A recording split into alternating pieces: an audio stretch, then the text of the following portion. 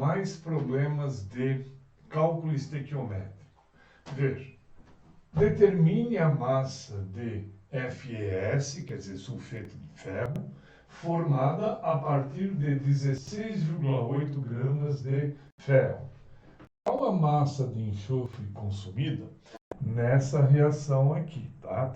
A reação é dada, ou você já tem que saber. Às vezes são reações muito simples, muito convencionais, que a pessoa já tem que saber. Mas nesse caso aqui foi dada a reação. Então, olha só, um Fe, um Fe, um S, está balanceado. Muito bem.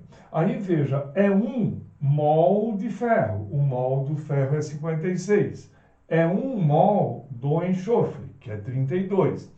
É 1 mol do sulfeto de ferro, que como eu calculo um ferro e um enxofre. Aqui está bem simples e não estou fazendo a tabela para calcular. Já dá para somar simplesmente. Porém, daqui a pouco eu vou ter que fazer a parte, né? Porque às vezes não dá para fazer tudo de cabeça. Então, veja o seguinte. Então, 1 vezes 56, 56. 1 vezes 32, 32. 88.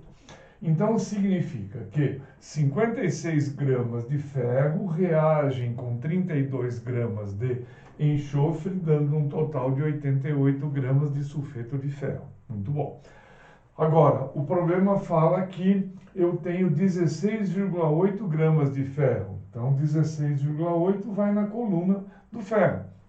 Aí ele me pergunta, qual é a massa do sulfeto obtida? Então, massa do sulfeto está aqui, é o Y, e a massa, o X, é o enxofre. Então, vamos ver lá.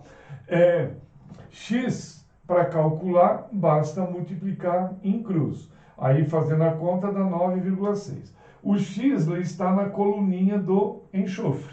Então, quem é X? X é a massa de enxofre consumida. Ponto. Qual é o Y? O Y está na coluninha do sulfeto de ferro.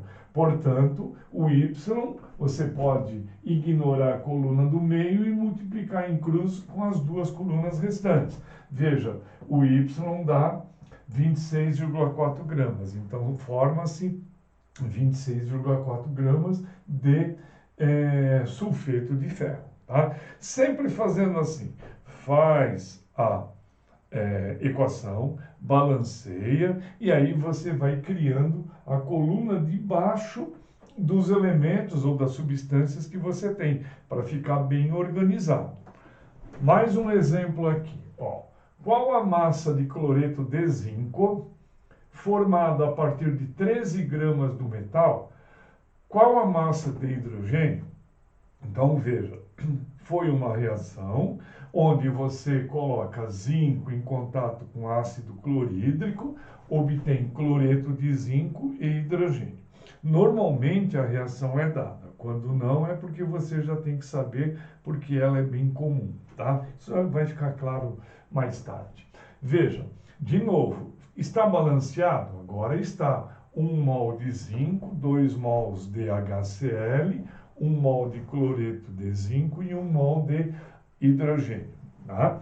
Aí veja, 1,65, de onde eu tiro esse número? Esse número são as massas atômicas aqui na tabela periódica. Tá?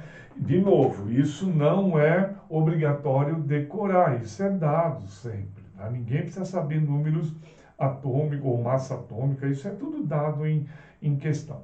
Muito bom. Aí o HCl é 1 mais 35, 1 mais o 35, só que vezes 2, porque eu estou consumindo 2 mols. ZnCl2 é o 65 mais 2 vezes o 35, que é a massa atômica do cloro, que eu por acaso arredondei para ficar mais fácil de fazer a interpretação.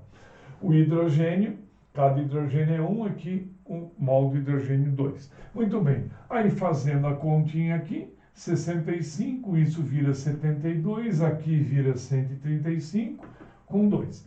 Aí você vai para o problema propriamente dito. Ele quer 13 gramas de metal. Quem que é o metal? O zinco. Então, o 13 vai na coluninha do zinco. E o resto? Massa de hidrogênio. Massa de hidrogênio. massa do cloreto de zinco, massa do cloreto de zinco. Ele não falou, o problema não disse nada a respeito do HCl, então eu não preciso colocar. Se, por exemplo, eu quisesse calcular a massa de HCl consumida, posto que ele está nos reagentes, eu colocaria outra letra aqui, um Z, por exemplo. Aí eu calcularia o Z, mas o problema não fez menção, então não precisa calcular. Aí veja, fazendo a conta do X, né, vai ficar 65x igual a 13 vezes 35. Está aqui, portanto o X dá 27. Fazendo a mesma coisa para o Y dá 0,4. Então, eu obtenho 27 gramas de cloreto de zinco e eu obtenho 0,4 gramas do hidrogênio, tá? Do gás hidrogênio. Muito bom. Deixa eu fazer mais um comentário aqui. Quando a gente trabalha com cálculo estequiométrico, na verdade nós estamos trabalhando com duas leis simultâneas. A lei de Lavoisier. O que diz a lei de Lavoisier? Ela diz que a quantidade de reagentes tem que ser igual à quantidade dos produtos, tá? Quer dizer, tudo em termos de massa que entra é a quantidade que sai. Por isso que eu posso estabelecer essa relação molar, tá?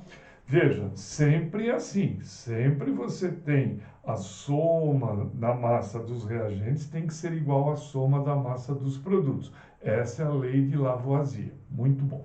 Só que tem uma outra lei embutida nesse cálculo, que é o que permite que a gente faça as multiplicações em cruz aqui, que é uma proporção. É a lei de Proust. O que diz a lei de Proust? Que toda reação vai acontecer de maneira que todos reagentes e produtos estejam em uma proporção única, em uma proporção.